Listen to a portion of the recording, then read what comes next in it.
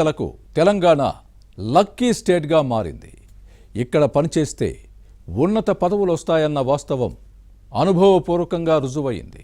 దీంతోనే తెలంగాణలో పనిచేయడానికి ఇతర రాష్ట్రాల నుంచి డిమాండ్ పెరుగుతోంది. ఇక్కడ ఏదో ఒక పదవి ఇవ్వమని ఏఐసిసి కార్యాలయంలో దరఖాస్తులు పెట్టుకుంటున్నారన్న ప్రచారము జరుగుతోంది. తెలంగాణలో పనిచేసి ఇతర రాష్ట్రాల్లో కీలక పదవులు నిర్వహిస్తోన్న నేతలపై ఇన్సైడ్ స్టోరీ.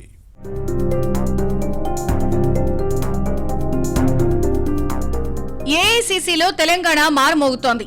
ఇక్కడ పనిచేయడానికి కాంగ్రెస్ నేతలు క్యూ కడుతున్నారు. రాష్ట్రంలో ఏదో ఒక హోదాలో పనిచేసినా అదృష్టం కలిసొస్తోందన్న ప్రచారం జరుగుతోంది. కాలం కలిసొస్తే ఎమ్మెల్యే, ఎమ్మెల్సీ, మంత్రి, ఎంపీ అయ్యే అవకాశం ఉంటుందన్న భావన ప్రబలింది. దీంతో తెలంగాణ కాంగ్రెస్ లో పనిచేసే అవకాశం కల్పించమని ఏఐసిసిని కోరుతున్నారని పార్టీ వర్గాల్లో వినిపిస్తోంది.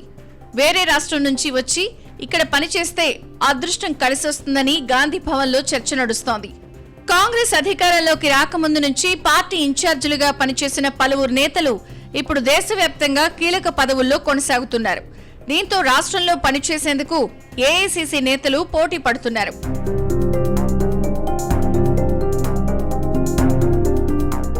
ఏఐసిసి కార్యదర్శిగా పనిచేసిన మాణిక్యం ఠాకూర్ తెలంగాణ ఇన్ఛార్జ్ బాధ్యతలు నిర్వహించిన విషయాన్ని గుర్తుపెట్టుకోవాలి. ఆ తర్వాత తమిళనాడు నుంచి ఎంపీగా గెలిచి పార్లమెంట్లో కాంగ్రెస్ విప్గా పనిచేశారు. అలాగే పార్టీ విధాన నిర్ణయ మండలి, కాంగ్రెస్ వర్కింగ్ కమిటీ సభ్యుడయ్యారు. ఇక ఏఐసిసి ఇన్ఛార్జిగా ఇక్కడ పనిచేసిన బోసురాజు కర్ణాటకలో ఎమ్మెల్సీ అవడంతో పాటు మంత్రిగా అవకాశం దక్కింది. అలాగే ఏఐసిసి కార్యదర్శిగా తెలంగాణ కాంగ్రెస్ బాధ్యతలు చూసిన సలీం అహ్మద్ కర్ణాటకలో ఎమ్మెల్సీ అయ్యారు. వెంటనే ప్రభుత్వ విప్ పదవి వరించింది. హాత్ సే హాత్ జోడో కార్యక్రమానికి ఏఐసిసి తెలంగాణ పరిశీలకుడిగా పనిచేసిన గిరీష్ చోడంగార్ ఆ తర్వాత గోవా ఎమ్మెల్యే అయ్యారు. ప్రస్తుతం తమిళనాడు కాంగ్రెస్ ఇన్ఛార్జిగా ఉన్నారు. టీవీకే ప్రభుత్వంలో కాంగ్రెస్ భాగస్వామి కావడంలో కీలక పాత్ర పోషించారు.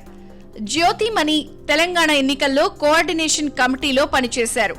తర్వాత తమిళనాడు ఎంపీ అయ్యారు. అసెంబ్లీ ఎన్నికల ముందు తెలంగాణ ఇన్ఛార్జిగా పనిచేసిన మాణిక్ రావు ఠాక్రే ప్రస్తుతం గోవా బాధ్యుడిగా ఉన్నారు.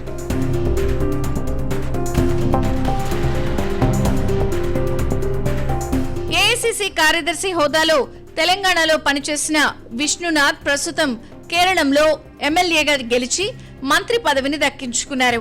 అలాగే ప్రస్తుతం సెక్రటరీగా ఉన్న విశ్వనాథన్ పెరుమాళ్ తమిళనాడు ఎమ్మెల్యే అయ్యారు.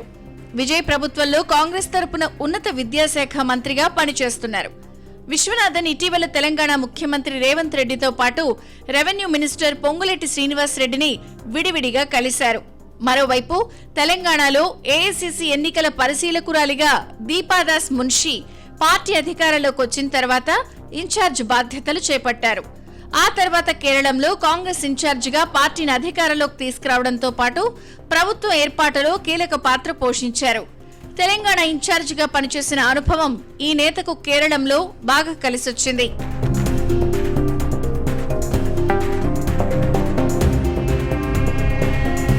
తెలంగాణలో పదవులు నిర్వహించిన వారిని పరిశీలించి ఏఐసిసి నేతలు ఇక్కడ పనిచేయడానికి ఆసక్తి చూపుతున్నారు. ఇదే విషయాన్ని పార్టీ పెద్దల చెవిలో వేసి అవకాశం ఇవ్వాలని కోరుతున్నారు. దరఖాస్తులు కూడా ఇస్తున్నారు అంటే పరిస్థితి ఎలా ఉందో, ఇక్కడ పనిచేసేందుకు ఎంత ఉత్సాహం చూపుతున్నారో అర్థం చేసుకోవచ్చు.